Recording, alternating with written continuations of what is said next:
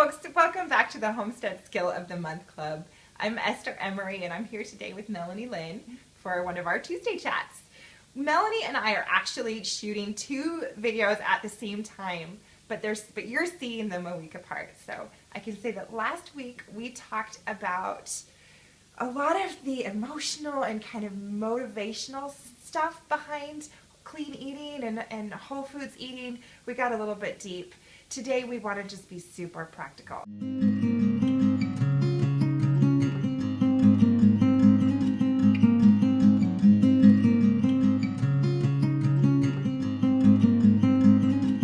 I'm going to ask Melanie to talk about what it's like to eat from food storage, to cook from food storage.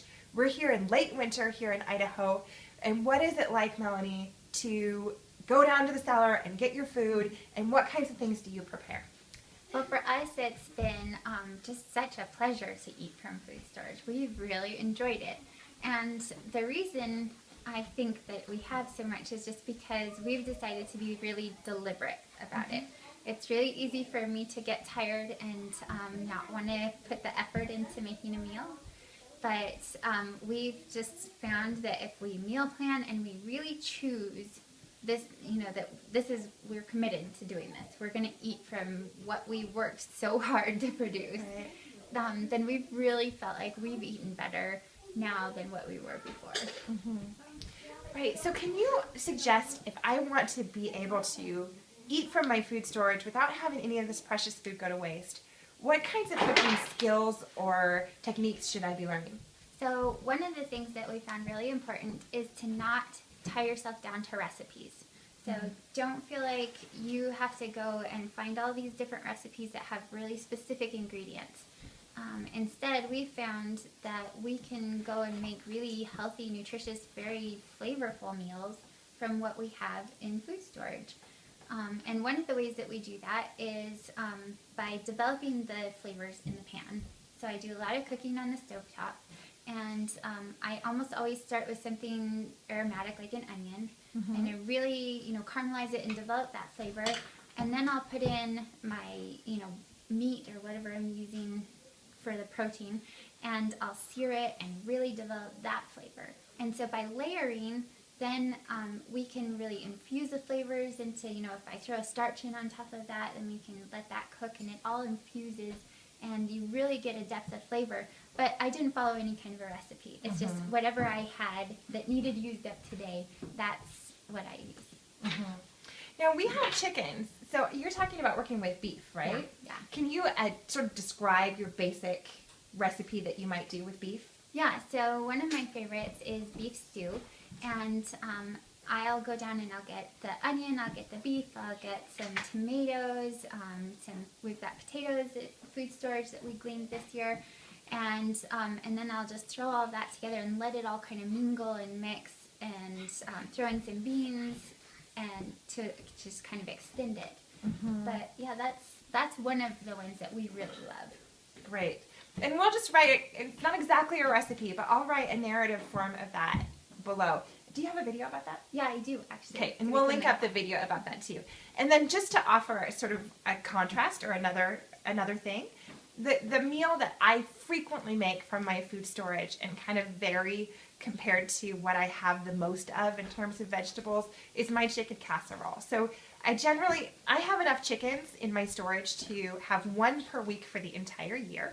And these are chickens that we raised ourselves, just as your beef you finished yourself. Yeah. And so I will do 3 meals out of each one of those. There's a roast and there's a broth, which we've already covered. Right. And then the third meal that I do is some kind of a casserole.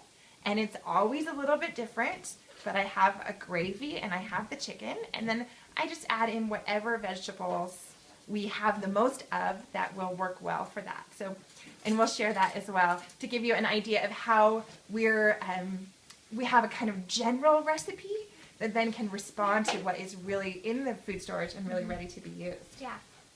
Another one that we do is we'll just do, it's a really basic, just ground beef and rice. But like I said, we start with one thing, we layer it in the pan, and then we pull in whatever fresh ingredients we might have or whatever frozen, and sometimes it's broccoli and sometimes it's green beans. So there's so many different things that you can do with that. Or like with your chicken where you roast it and then you make a casserole and then you can get a soup out of it with the bones.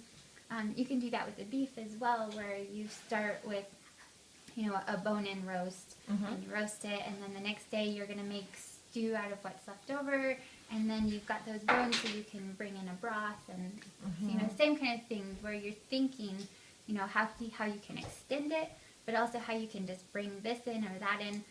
With our beef stew, a lot of times we don't have enough for 2 meals just with the stew, so the next day I'll make rice, and then we'll pour that over the top of it, and you've got a whole other meal very simply.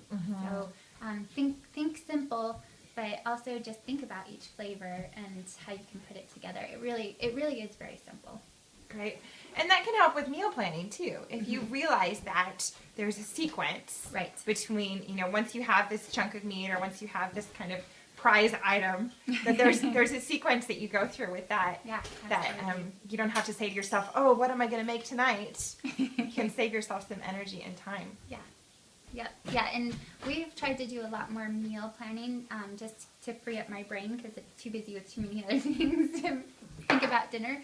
And that's exactly what I do. I think through this sequence of, okay, it's this, and then it's this, and then it's this. And, I'm doing dinners and breakfasts is what I cook.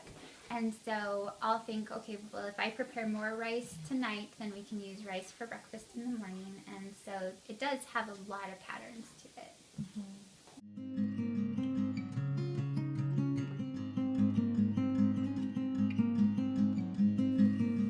This is footage that Melanie sent me from one of her Road to the Farm videos, and I'll link that video here. Getting food out of her food storage. Getting ready to make a delicious gluten-free and dairy-free dinner.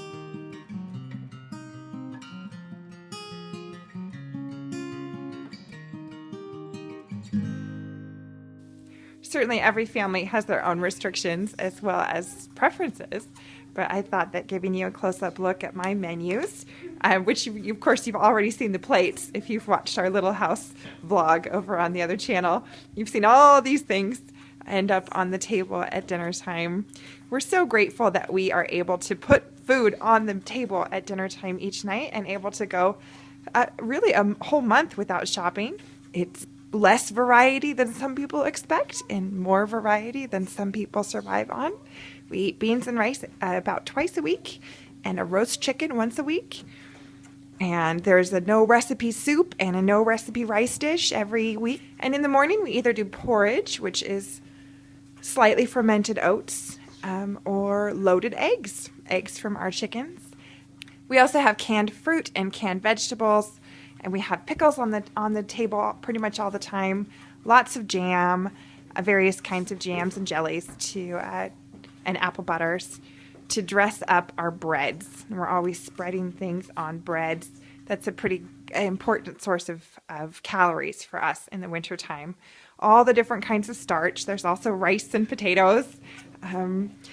We don't do pasta mostly for dinners. We do keep dried pasta in our storage in large amounts, and I have lots of tomato sauce that we canned ourselves at the end of the summer. That's quite the job, doing a big tomato sauce canning.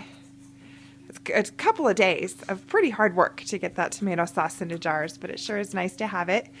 But we find that pasta meal doesn't really fill us up for dinner. We have it as a lunch. Even with a bread and a vegetable, we just feel a little hungry afterwards, so it ends up on our menus for lunch instead of for dinner. These menus that I'm writing out here are completely out of storage. As long as I have some kind of a culture, a yogurt or a kefir culture, and if we decide to tighten the belt and go without any fresh meats or milk from the grocery store, we can go months without going to the grocery store at all, because we're eating from our fully stocked pantry and our food storage cellar. So that's how we do it. Back to Melanie.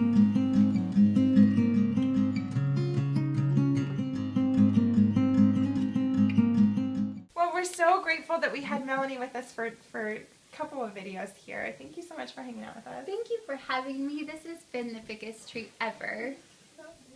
And we hope that our friendship and our sense of encouragement and camaraderie can kind of spread and expand. There can be really hard feelings about food, and people can be kind of up at arms about their particular thing, and we're really not like that, and we want us all to be able to, as we said in our other video, rest each night knowing that we did what we could that day. And even if that wasn't a lot, it's just such a great feeling to say, I gave it a shot, I showed up. And we really appreciate you showing up and coming with us today. See you next time. How much of it do you eat? Just a half a cup.